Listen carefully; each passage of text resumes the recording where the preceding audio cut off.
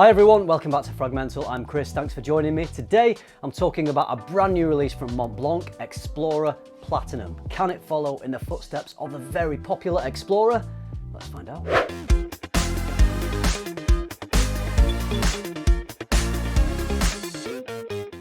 Explorer Platinum has just been released. I've been wearing this now for a few days, around the house, casually, out and about, at the gym, so I've had a good opportunity to formulate some thoughts and opinions. One thing I want to address first of all here is that myself, and I'm sure many of you out there, were wondering if this was Mont Blanc's little riff on green Irish tweed, since Explorer was their little homage, shall we say, to AVENTUS. Not really. There is violet leaf in the opening of this, so I would say that I get maybe 15% similarity to green Irish tweed, but nothing more than that, and that quite quickly fades away. Compared to GIT, this one is sweeter and a lot more powdery, and it doesn't really have the green accords that green Irish tweed has. It doesn't have green shoots or freshly cut grass or anything like that. So there is a little bit of a commonality with the violet leaf, but beyond that, I don't think it's that similar at all. I do not think that this is a direct riff on green Irish tweed. So now we've got that out of the way, let's hear what the brand say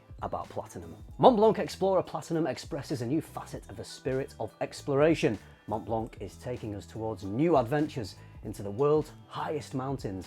Discover this new woody ambery eau de parfum that reveals a new side of Mont Blanc Explorer.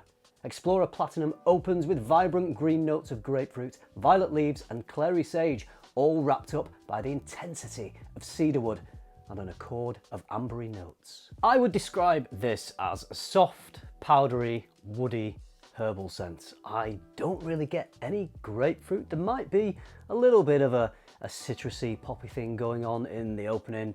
There's a little bit of freshness there, but I wouldn't have detected it as grapefruit. Nothing like the realistic grapefruit you get in Dolce & Gabbana's Italian Love or Forever. Nothing on those levels at all. I think most people probably wouldn't really detect the grapefruit. I do get some violet leaf in the opening though. It is more subtle than in green Irish tweed. And I also get a bit of fruitiness. It's sort of a generic, mushy fruitiness, that sort of fruitiness that you can't really pinpoint as being any particular fruit, but just a little bit of a fruity accord. And then you get the powdery quality, and that all blends quite nicely with the sage, giving you a herbal quality. So the opening is pretty pleasant, quite enjoyable, but it only lasts for around 20 to 30 minutes. After around 30 minutes, there isn't much development going on with this fragrance, on me anyway. It just sort of becomes this soft, powdery, woody scent. It settles on the skin.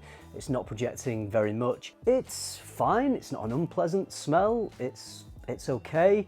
It's just a little bit unremarkable. The other thing that I felt about this fragrance is it smells like things I've smelled before. I couldn't pinpoint it to any specific fragrance, but it's the sort of designery, relatively generic smell that smells nice, but it smells similar to quite a lot of other things. It's not a very distinctive type of smell. It's a woody aromatic scent that is quite nicely done. It seems pretty smoothly blended. It's a fairly pleasant smell. If you spray enough of this on, it may even get noticed by people. You might even get a few compliments. It is that type of scent. It's pretty safe, but it's very simple, and those types of fragrances can often be liked by people around you because it's a smell that is pleasant. I wanted to love this fragrance. Whenever I try a new fragrance, I always want to be excited by it. I want to really enjoy it. I tried this on multiple wearings, lots of different situations, different occasions, and each time I thought maybe this is the moment that it clicks for me, and I realized that, yeah, this is a good fragrance, and yes, I am getting some performance out of it, but every time I wore this, it just didn't happen for me. So I asked Mrs. FRAG-MENTAL her opinion. She smelled it in a dry down. She couldn't really smell much. She put her nose right up to my skin after I'd been wearing it for about an hour, and she wasn't really getting anything. She said maybe there was a bit of something faint there, but it certainly wasn't really projecting. And then I sprayed it later in the day, and I said, just see what you think about the opening. How does it smell? And she smelled it and said it's fine. It's okay. So it wasn't really exciting her either. This is a very safe scent. Like I said, it's relatively pleasant, so you can wear it.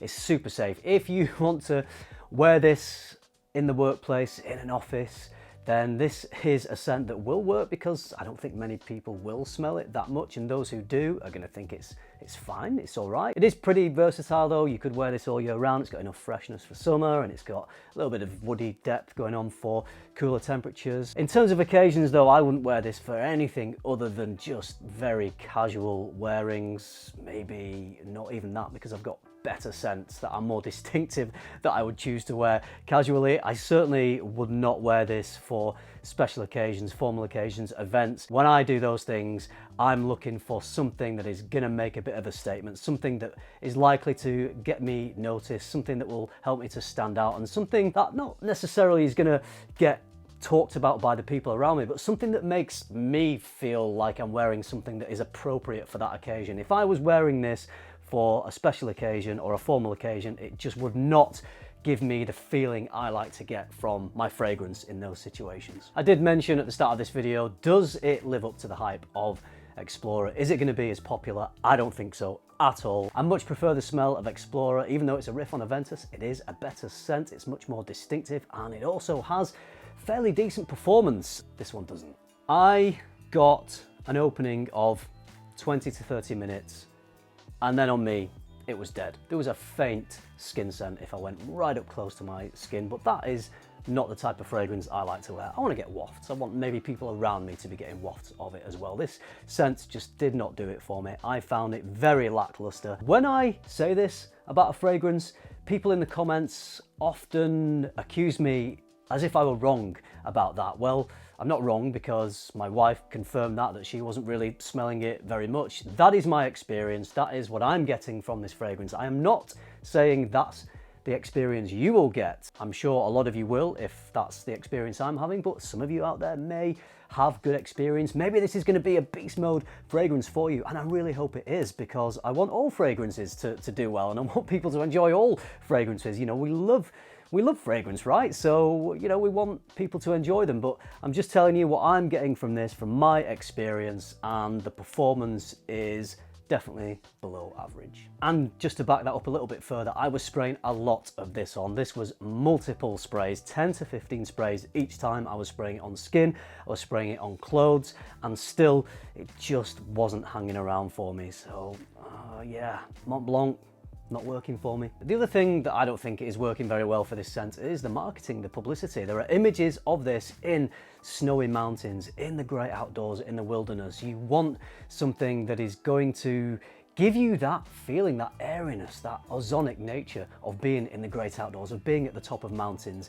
With snow-capped mountains, I would expect a fragrance that was a little more invigorating, even fresher, maybe a sort of frosty accord in there, but no, none of that. Everything I would expect from the marketing images of this fragrance do not align with the smell that is in this bottle. As I said, I don't think this one is going to be as popular as Explorer. Explorer had a real distinctive statement-making quality because of that AVENTUS-like DNA. This one's just a bit nah, and fades into the background a little bit. If you're the type of person who wants to wear a fragrance but doesn't really want to get noticed and wants to blend and fade into the background, is there anyone actually like that? I can't see me reaching for this one very much, ever. Just to clarify, it's not a bad scent, it's not a disgusting scent. It is something that is fairly pleasant to wear. It's just not very exciting, and it doesn't have that great performance for me. Sorry guys, I always like to try to be positive, but sometimes I just can't quite manage it. I was a bit more positive about the new releases from Guerlain, Habit Rouge Rouge Privé, and L'Homme Ideal Platine Privé. If you've not seen that video and you want to, I will leave a link on the end screen so you can click on that if you want to see it. New fragrances, hopefully landing with me this week. Dolce & Gabbana's Light Blue Summer Vibes and Spice Bomb Infrared EDP. So hopefully I'll have those videos coming for you soon. Make sure you subscribe so you don't miss the content of those new releases. Let me know which other upcoming new releases you're excited about, and have you tried Mont Blanc Explorer Platinum? Did you have a similar experience to me? I would love to hear your thoughts down in those comments. If you like this video, if you found it useful, you know what to do. Give it a like. Subscribe if you haven't already, and if you do all that, I will see you in the next one. Thanks for watching.